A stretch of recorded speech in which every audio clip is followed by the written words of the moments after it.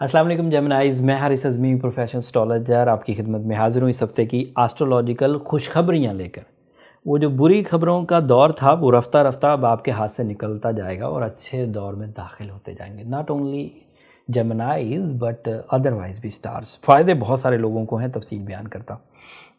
Gemini आपको पता था कि आपका रूलिंग प्लैनेट रेट्रोग्रेड है एंड उस रेट्रोग्रेशन से कुछ भी कर लें, फितरी सलाहियतों में फ्यूल लेसनेस का सामना करना पड़ता है। थोड़ी जो कैफियत में कमज़ोरी आती है, कॉम्प्रोमेटिव सा रवैया, थोड़ा डरी हुई नेचर, ऐसा होता है। दोहरी सोच ही हो, अपना हक ना मांग सकें। These are the possibility. जब भी मरकरी रेट्रोग्रेड होगा इस तरह की फीलिंग्स आएंगी। और सेंसिटिव जेमिनाई हैं, बाई बर्थ भी मरकरी रेट्रोग्रेड था तो ऐसी ज़्यादा ही आएंगी। स्टूडेंट्स को इसकी रेट्रोग्रेशन की फीलिंग्स क्या आती हैं, वो सब कुछ पढ़ लेंगे, सब मेहनत कर लेंगे, लेकिन जब पढ़ना बंद करेंगे तो ऐसा लगेगा ब्लैंक हो गए, बिल्कुल बिल्कुल खाली, कुछ पता ही नहीं क्या पढ़ा। और मरकरी की कमज़ोर हालत हमेशा जेमिनाइज़ को ओवर थिंकिंग की तरफ ले जाती, ज़्यादा सोचते हैं, मनफी सोचते हैं। अब वो रेट्रोग्रेड था आपके 9th एंगल पर और वहाँ उसकी पोजीशन बड़ी ताकतवर होती है। अगर डायरेक्ट होता तो बड़ी ताकतवर होती। उसने ठीक होना है 4 फरवरी को, लेकिन मज़े की खबर सुना है, दैट इज़ गुड न्यूज़। खुशखबरी ये है कि 20 जनवरी को सूरज इसी 9th एंगल पर आ जाएगा और सूरज के 9th एंगल पर आते ही मरकरी की वो वीकनेस जो रेट्रोग्रेशन से पैदा हुई थी वो काफूर हो जाएगी। एंड मरकरी अगर फ़ायदा नहीं देगा तो जो डैमेजेस देता था, जो फियरफुलनेस ला रहा था, जो सोचों में फ़ैसला नहीं कर पा रहे थे आप, जो कॉम्प्रोमेटिव हो रहे थे, जो मेमोराइज़ नहीं कर रहे थे चीज़ों को, वो जो जिन कॉजेज़ की वजह से ये नहीं हो रहा था वो कॉजेज़ दूर हो जाएंगे and you become again on track.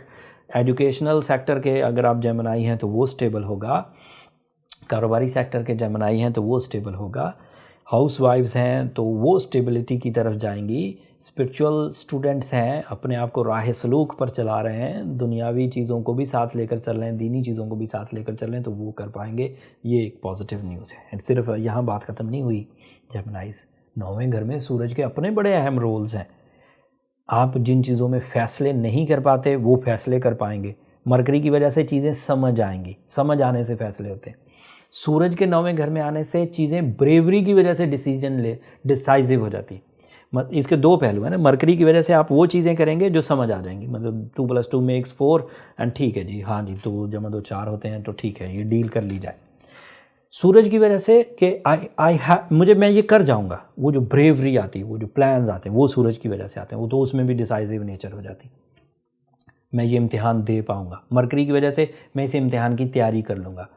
सूरज की वजह से मैं ये इम्तिहान दे दूंगा और मैं कामयाब होऊंगा। दिस इज़ ब्रेवरी और वो है उसकी ज़हनी सलाहियत।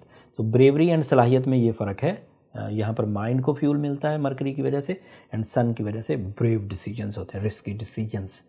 एंड इस तरह का स्टैमिना प्रोड्यूस होता है जिसमें आपको अपने आप पर एतमाद पैदा हो, वो ब्रेवरी से ही आता है। फिर मरकरी सूरज अगर 9th एंगल पर हो, मरकरी रेट्रोग्रेड भी हो और सैटर्न भी 9th एंगल पर हो, तो this is a big combination of 3 planets जिसमें अक्लो जहानत, public image, bravery, extraordinary way outs, जिन चीज़ों की समझ भी नहीं थी उनके भी रास्ते आपको मिलेंगे। एंड सैटर्न की वजह से आपके अंदर ऐसी डिसिप्लिनरी एलिमेंट्स, ऐसा नज़्म ज़ब्त पैदा होगा जिससे आप चीज़ों को लॉन्ग लास्टिंग वे में चला सकेंगे। डिसीजन इन दिनों होंगे, कुछ दिनों में, अगले 30 दिनों में या इन 7 दिनों में, लेकिन उनका इम्पैक्ट अगले साल तक रहेगा। मतलब ऐसे प्लान्स, ऐसा सोर्स ऑफ इनकम, ऐसी एजुकेशनल एक्टिविटीज़, ऐसी ओवरसीज़ ट्रैवलिंग, ऐसी हाउस वाइफ एक्टिविटीज़, ऐसी लव एक्टिविटीज़, ऐसी स्पिरिचुअल एक्टिविटीज़, ऐसी फेस वैल्यू वाली एक्टिविटीज़ जिसकी वजह से एडवांटेजेस लॉन्ग लास्टिंग हो गए इन 3 प्लैनेट्स के मिल जाने से। और ये सैटर्न का अपना एक्वेरियस हाउस है ना, सैटर्न का अपना हाउस है एंड ये उसका आखिरी साल है। और ये वाले 30 दिन ये उसके आखिरी सूरज के साथ मिलाप के 30 दिन है इस एंगल पर। इसके बाद सूरज 9वें घर में हर साल आएगा, लेकिन सैटर्न 30 साल बाद आएगा। सो इन 2 खबरों के बाद मैं ये डिक्लेयर करता हूँ कि Gemini students, Gemini creative peoples, Gemini house wifes, Gemini loving and caring personalities grow करने वाले। एक खबर मैंने बीच में मिस कर दी, फुल मून होगा 17 तारीख को और कैंसर हाउस में होगा, and that is your second angle, और वो सेकंड एंगल का ही रिप्रेजेंटेटिव आपके साथ ये ट्रेजेडी है कि आपका जो सेकंड एंगल का रिप्रेजेंटेटिव है ना, किसी भी स्टार का जो सेकंड एंगल का रिप्रेजेंटेटिव होता है वो उसके लिए सोर्स ऑफ इनकम की वजह बनता है। वो जब अरूज पर आएगा आपको सोर्स ऑफ इनकम अपॉर्चुनिटीज़ मिलेंगी, प्रॉफिट्स मिलेंगे, सडन गेन्स होंगे। तो आपका जो सेकंड एंगल है वो सिर्फ 2 दिन के लिए फुलफिल होता है। चांद है, एक स्पीडी प्लैनेट है मून, वो कुछ अपीयर हुआ, फुल हुआ, नया हुआ, तो वो 2-2.25 दिन एक हाउस में रहता है, उसके बाद निकल जाएगा। लेकिन ये 2-2.25 दिन हर ही महीने आते हैं, तो ये आपका प्लस पॉइंट है। बाकी लोगों के लिए ऐसा नहीं होता। जैसे लेट्स से एक्वेरियस की बात करूं, कैप्रिकॉर्नियन का सेकंड एंगल एक्वेरियस बनता है, तो 2.5 साल आएगा, फिर 27 साल नहीं आएगा। तो इट मीन्स कि उनको 2.5 साल का एक लंबा दौर तो मिला, लेकिन फिर 27 साल सेकंड हाउस में सैटर्न नहीं आता, आपके हर महीने आता है।